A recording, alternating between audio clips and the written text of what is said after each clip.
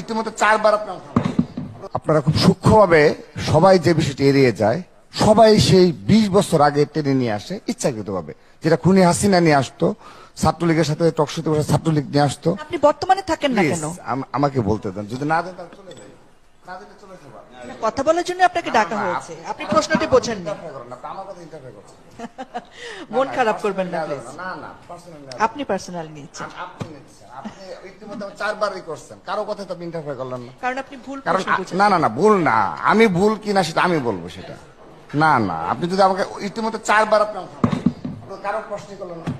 এখন আমি বলবো যে আমি 4 বার থামাইছি, আমাকে মাফ করে দেন। না মাপ না, তাহলে তো কি? এটা রাখতে হবে। ছাত্র দলকে নিয়ে বলতে গেলেই আপনাদের খুব লাগে। কাদের খুব লাগে? এটা আপনাদের। আপনারা কারা? 4 বার আমাকে কেন থামাবেন? আমার যা ইচ্ছে বলবো, ছাত্র সভা হিসেবে লাইভে যাবে, যা ইচ্ছা বলবেন। হ্যাঁ আমি যা ইচ্ছে বলবো, লাইভে যাচ্ছে তো ভাই। হ্যাঁ হ্যাঁ, লাইভে যাচ্ছে বলেন।